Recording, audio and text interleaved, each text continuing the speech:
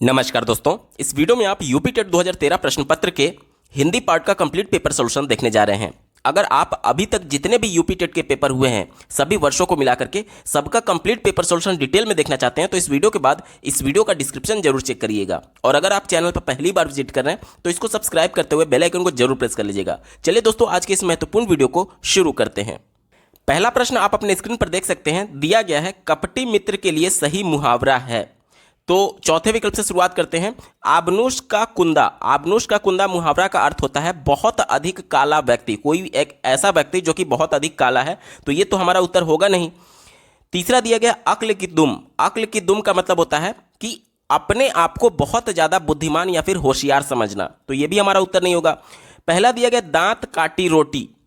दांत काटी रोटी का मतलब होता है कि गहरी दोस्ती, जैसे कि दो दोस्त हैं तो एक ने अपने दांत से रोटी काटी, उसी रोटी को दूसरा बंदा भी काट रहा है, यानी कि कहने का मतलब कि बहुत गहरी दोस्ती होगी तभी तो वो एक का जूठा दूसरा खा रहा है। तो इसका मतलब होता है कि बहुत गहरी दोस्ती। तो ये भी हमारा उत्तर नहीं होगा। लेकिन अगर बात करें आस्तीन का सांप, तो आस्तीन का सांप का मतलब होता है कपटी मित्र। ऑप्शन नंबर 2 यहां पर बिल्कुल एप्रोप्रिएट जवाब हो जाएगा।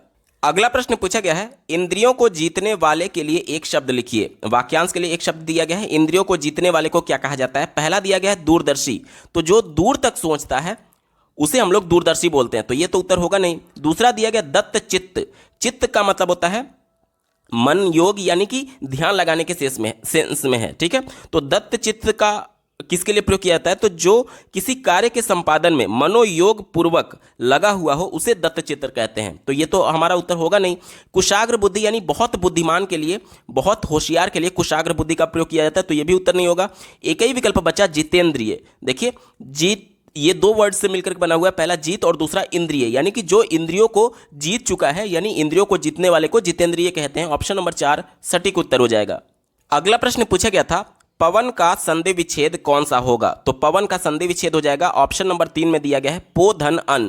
पो धन अन मिलकर के पवन बनता है। अब ये बनता कैसे है, थोड़ा सा इसके बारे में बेसिक जान लीजिए। देखिए, अगर संधि की बात करें तो इसमें अयादि संधि है, और इसमें नियम की बात करें तो नियम ये कहता है कि देखिए पो धन अन, यानी कि इसमें जैसा कि आप लोग जानते होंगे कि प जो होता है वो व्यंजन होता है, और व्यंजन का उच्चारण स्वर के साथ ही संभव है। बिना स्वर के उच्चारण व्यंजन का हो ही नहीं सकता। यानी कि यहाँ पर ये पो कैसे बना होगा? पो बना होगा ये व्यंजन, यानी नीचे हलंत यानी स्वर रहित प्लस ओ की मात्रा मिला होगा, और यहाँ पर अन है, यहाँ पर अन है। ध्यान से देखिएगा, अब यहाँ पर ओ की मात्रा और यहाँ पर अ, जब ओ अ से मिलता है तो ये अयादि संधि होता है, और ये क्या हो जाता है? ये अव में कन्वर्ट हो जाता है। किस में कन्वर्ट हो जाता है? अव में। ध्यान से देखिएगा, ये किस में कन्वर्ट हो गया? अव में। अब यहां पर देखिए, ये जो स्वर रहित था प, और इस अ से मिलेगा तो ये पूरा प बन जाएगा। उसके बाद से देखिए, ये व आधा है। आधा कहने का मतलब कि स्वर रहित है, और अभी ये अन बचा हुआ है। तो इसके अ से जब मिलेगा व नीचे हलंत वाला यानी स्वर रहित वाला, तो ये पूरा व बन जाएगा, और न अंत में बचा हुआ है तो ये न बन जाएगा। इस प्रकार से पवन बनता है। ठीक है, तो इसमें संधि अगर पूछी जाए तो अयादि संधि हो जाएगी। हमसे सिर्फ इतना ही पूछा गया था कि पवन का संधि विच्छेद क्या होगा। तो दिए गए विकल्प में देखिए ऑप्शन नंबर 3 पो धन अन इसका बिल्कुल एप्रोप्रिएट जवाब हो जाएगा। अगला प्रश्न पूछा गया था, पुनर्जन्म का संधि विच्छेद है। तो इसमें विसर्ग संधि होती है, और इसका जो संधि विच्छेद होगा वो पुनः धन जन्म होगा। पुनः धन जन्म मिलकर के पुनर्जन्म बनता है। अब ये कैसे बनता है, थोड़ा सा इसके बारे में बेसिक जानना आपके लिए अनिवार्य है, क्योंकि पुनर्जन्म जो शब्द है वो अपने आप में विसर्ग संधि का अपवाद है। ठीक है, इसलिए आपको जानना बेहद जरूरी है। देखिए, विसर्ग संधि का ये नियम जिसके अंतर्गत पुनर्जन्म बना हुआ है, या फिर विसर्ग संधि का नियम ये कहता है कि जब भी विसर्ग से पहले, जैसे यहां पर मैं आपको एक उदाहरण ले रहा हूं, तपह प्लस बल, ये भी विसर्ग संधि का उदाहरण है। तो इसका जो मेल के बाद से ये तपोबल में बदल जाता है। कैसे बदलता है इसको थोड़ा सा समझना आपको बेहद जरूरी है। देखिए, तपह कैसे लिखा गया? पहले त वर्ण होगा प्लस प में ये नीचे हलंत यानी कि स्वर रहित इसका उच्चारण होता है, और उसके बाद से अ मिलेगा तभी तो ये पूरा प बना होगा। इसके बाद से ये विसर्ग है। ध्यान से समझिएगा। तो विसर्ग संधि का नियम ये कहता है कि जब भी विसर्ग से पहले अगर अ वर्ण आया है और उसके बाद जब मेल हो रहा है, देखिए अगला शब्द जो मेल हो रहा है उसका पहला वर्ण ब है, तो ब कुछ इस प्रकार से होगा प्लस अ मिलकर के ये बना होगा। ठीक है, तो जब भी विसर्ग के पहले अ वर्ण आए और उसके बाद वाला जो वर्ण हो वो किसी भी वर्ग का, जैसे कि क वर्ग, च वर्ग, ट वर्ग, त वर्ग और प वर्ग, इन सभी वर्गों का तीसरा, चौथा और पांचवा वर्ण आया हो। जैसे कि ये देखिए ब क्या है, ये प फ ब, प वर्ग का तीसरा वर्ण है। यानी कि किसी भी वर्ग का तीसरा, चौथा, पांचवा वर्ण आए, या फिर य र ल व ह आए, या फिर अ आए, मतलब कि यहां पर अ भी आ सकता है या फिर य र ल व ह भी आ सकता है। तो ये जो विसर्ग है और ये जो अ है, ये किस में परिवर्तन हो जाएगा, ये हो जाएगा आपका ओ में परिवर्तित हो जाएगा। ये विसर्ग और ये अ हट जाएगा और ये ओ में परिवर्तित हो जाएगा। अब ध्यान से देखिएगा ये कैसे बना है। देखिए तो एज इट इज रहेगा, तो यहां पर मैं तो लिख देता हूं। उसके बाद से ये प है, स्वर रहित है, जब इसमें ओ की मात्रा लगेगा तो ये क्या बन जाएगा, तपो बन जाएगा। और उसके बाद से देखिए ये ब है और इसमें ये स्वर लगेगा तो ये पूरा ब बन जाएगा और अंत में ल था, यानी तपोबल इस प्रकार से बना हुआ है। ठीक है, तो ये यहां पर विसर्ग संधि का उदाहरण हो जाएगा। अब आते हैं सी वाले विकल्प पर कि ये अपवाद क्यों होता है। तो ध्यान से देखिएगा, अगर मैं इसको इस प्रकार से लिखूं तो ये पूरा पहले पू हो जाएगा, पुनः कैसे लिखा जाएगा, पू प्लस न, ये नीचे हलंत यानी कि स्वर रहित, प्लस अ प्लस विसर्ग प्लस ज प्लस अ फिर आधा नौ म, इस प्रकार से लिखा जा सकता है।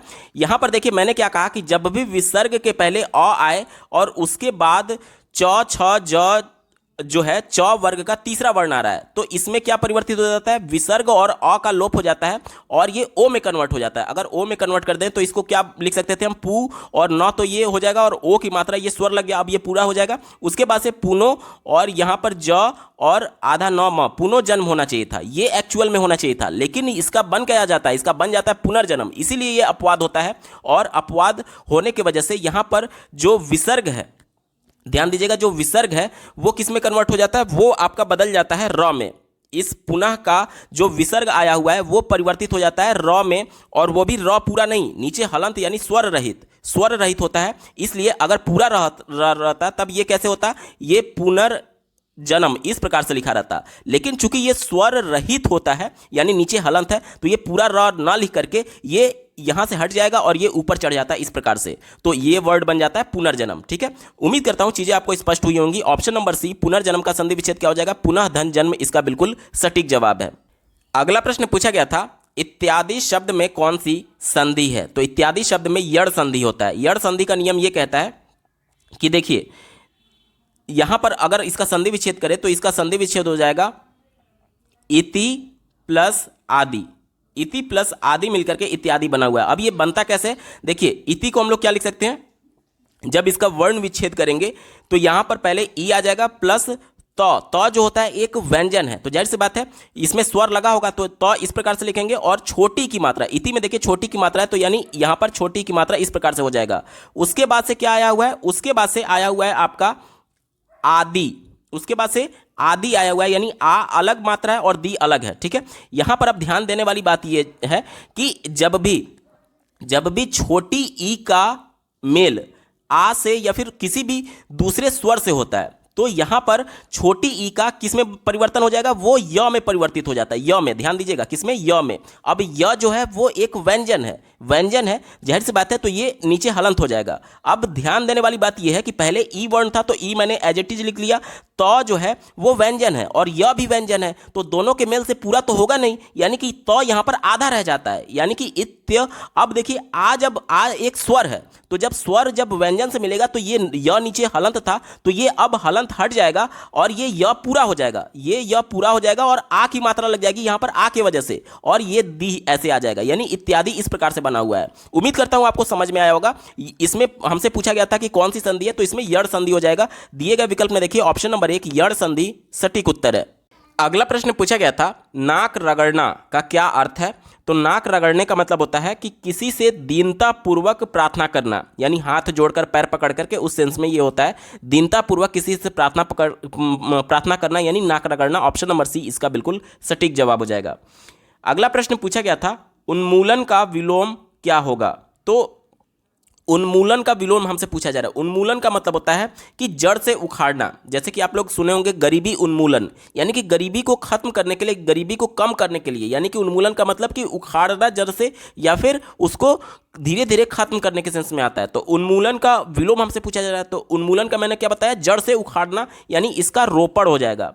जैसे कि जिस प्रकार से पेड़ को आप जड़ से उखाड़ देते हैं और फिर पेड़ को रोपते हैं, तो दोनों में उल्टा हो गया ना, विलोम हो गया। तो इसलिए उन्मूलन का रोपण यहां पर बिल्कुल सटीक जवाब हो जाएगा।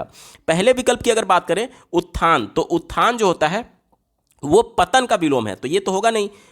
उत्कर्ष जो होता है वो अपकर्ष का विलोम होता है, ये भी नहीं होगा। अवनति जो होता है वो उन्नति का विलोम होता है, तो ये भी नहीं होगा। एक ही विकल्प बचा, उन्मूलन का विलोम क्या हो जाएगा, रोपण। ऑप्शन नंबर सी सटीक उत्तर है। अगला प्रश्न पूछा गया था, महावीर प्रसाद द्विवेदी ने आदिकाल को क्या संज्ञा दी है। तो महावीर प्रसाद द्विवेदी ने आदिकाल को बीज वपन काल कहा था। तो उत्तर क्या हो जाएगा, ऑप्शन नंबर डी बीज वपन काल इसका बिल्कुल सटीक जवाब हो जाएगा। बाकी के जो काल बोले गए हैं वो किस कवि के द्वारा बोले गए हैं, इसके बारे में भी थोड़ा सा हम लोग जान लेते हैं। पहला दिया गया है चारण काल, तो चारण काल की जो संज्ञा थी वो जॉर्ज गियर्सन ने दिया था। ठीक है, जॉर्ज गियर्सन ने चारण काल दिया था, तो ये हमारा उत्तर नहीं होगा। आदिकाल की अगर हम लोग बात करें तो आदिकाल की जो संज्ञा थी वो आचार्य हजारी प्रसाद द्विवेदी ने दिया था। आचार्य हजारी प्रसाद द्विवेदी ने दिया था, तो ये भी हमारा उत्तर नहीं होगा। वीर काल की अगर हम लोग बात करें तो वीर काल का जो संज्ञा था वो आचार्य विश्वनाथ प्रसाद मिश्र ने दिया था, तो ये भी हमारा उत्तर नहीं होगा।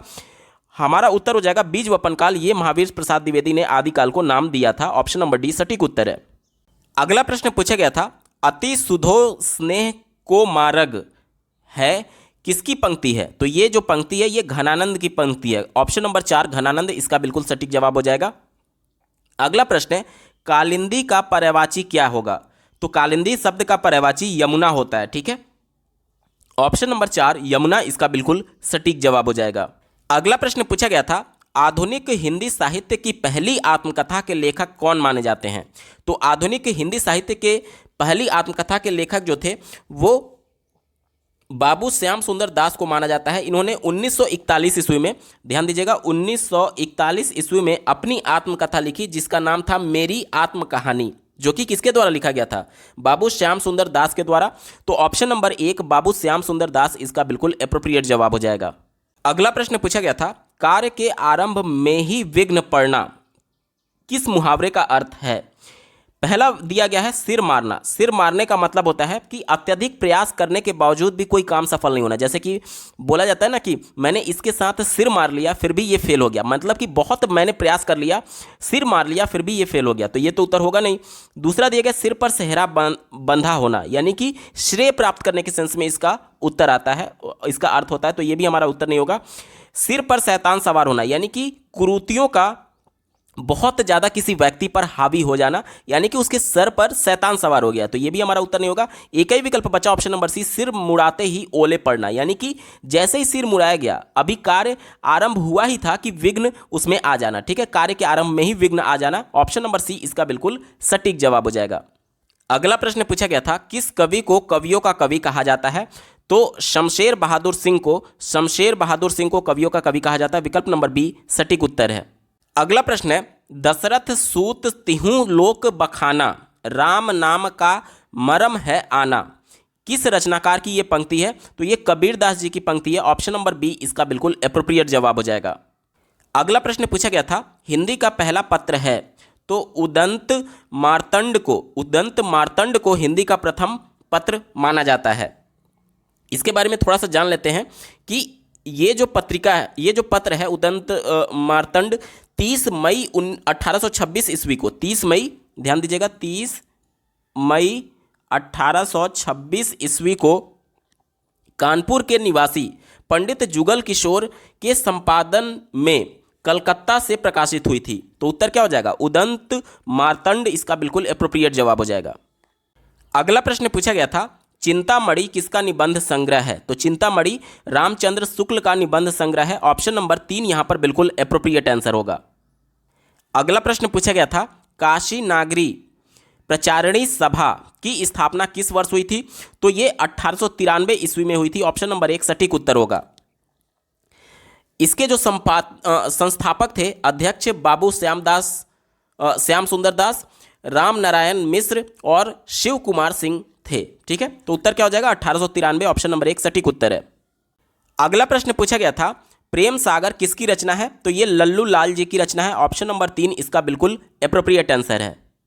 अगला प्रश्न पूछा गया था व्युत्पत्ति के आधार पर संज्ञा के कितने भेद होते हैं, तो व्युत्पत्ति के आधार पर संज्ञा की भेद की अगर हम लोग बात करें तो ये कुल 5 प्रकार के होते हैं। पहला व्यक्तिवाचक संज्ञा, दूसरा जातिवाचक संज्ञा, तीसरा भाववाचक संज्ञा, चौथा समुदायवाचक संज्ञा और पांचवा द्रव्यवाचक संज्ञा। उत्तर क्या हो जाएगा ऑप्शन नंबर सी 5 इसका बिल्कुल एप्रोप्रिएट आंसर हो जाएगा। अगला प्रश्न पूछा गया था हिंदी के शब्दों का लिंग निर्धारण किसके आधार पर होता है, तो पहला दिया गया है प्रत्यय के आधार पर, तो ये उत्तर नहीं होगा।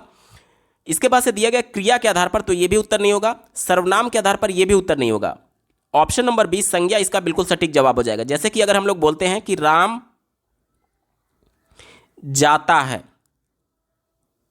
और दूसरा मैं लिखता हूं सीता जाती है, तो हमने राम के साथ जाता है लिखा और सीता के साथ जाती है लिखा।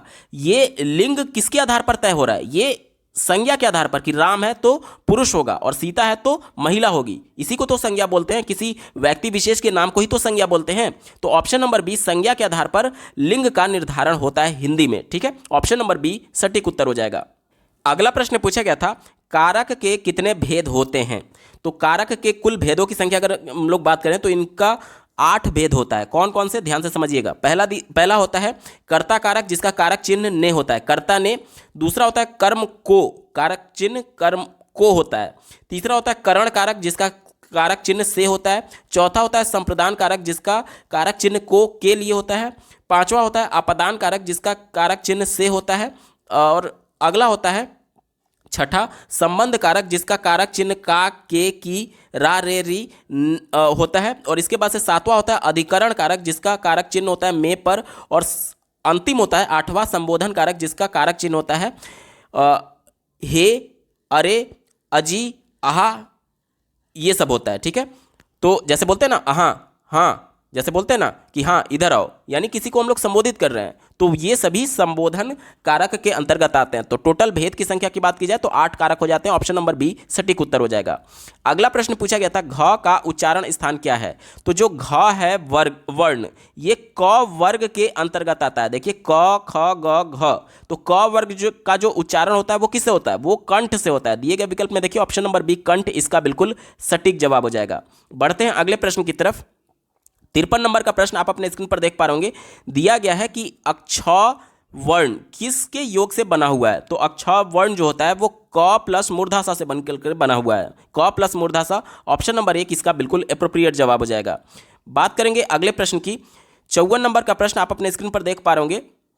दिया गया है शुद्ध वर्तनी का प्रयोग चयन कीजिए। शुद्ध वर्तनी इसमें से कौन है, ये हमसे पूछा जा रहा है। तो दिए गए विकल्प में देखिए शुद्ध वर्तनी में अस्पृश्यता बोलते हैं। पहला विकल्प देखिए अस्पृश्यता, तो ये गलत है। दूसरा देखिए अस्पृश्यता दिया गया, तो ये भी गलत है। चौथा देखिए अस्पृश्यता दिया गया, तो ये भी गलत है। अस्पृश्यता होता है, अस्पृश्यता। सौ में अंतर समझिएगा, मैं बोल रहा हूं अस्पृश्यता, तो यहां पर ये तालव्य स आता है और यहां पर ये दंत स आता है। ठीक है, तो दिए गए विकल्प में कौन सा सही है, ऑप्शन नंबर सी इसका बिल्कुल सटीक जवाब हो जाएगा।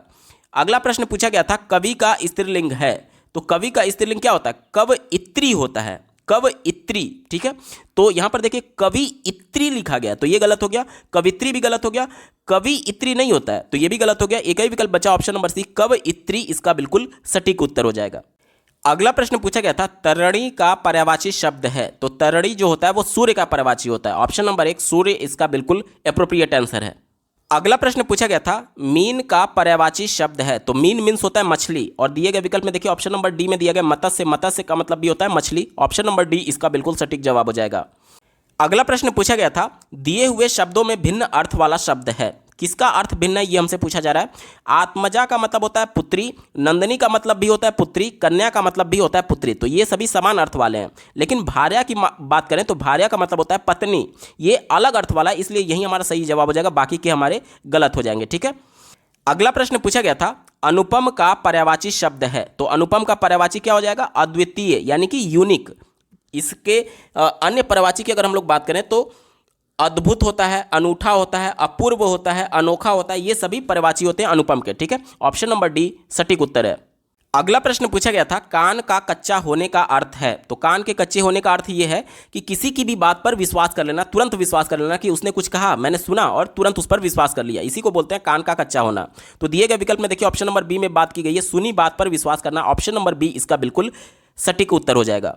दोस्तों, यूपी टेट 2013 प्रश्न पत्र के हिंदी पार्ट का कंप्लीट पेपर सॉल्यूशन आपने देखा। आपको ये वीडियो कैसा लगा कमेंट के माध्यम से जरूर बताइएगा, क्योंकि आपका एक कमेंट मुझे मोटिवेट करेगा ऐसे ही महत्वपूर्ण वीडियो लाने के संदर्भ में। अगर आप यूपी टेट के अभी तक जितने भी पेपर हुए हैं सभी वर्षों को मिला करके सबका कंप्लीट पेपर सॉल्यूशन डिटेल में देखना चाहते हैं तो इस वीडियो के बाद इस वीडियो का डिस्क्रिप्शन जरूर चेक करिएगा। और अगर आप चैनल पर पहली बार विजिट कर रहे हैं तो इसको सब्सक्राइब करते हुए बेल आइकन को जरूर प्रेस कर लीजिएगा। इस वीडियो को देखने के लिए आपका बहुत बहुत धन्यवाद। भगवान करे आपका दिन शुभ हो।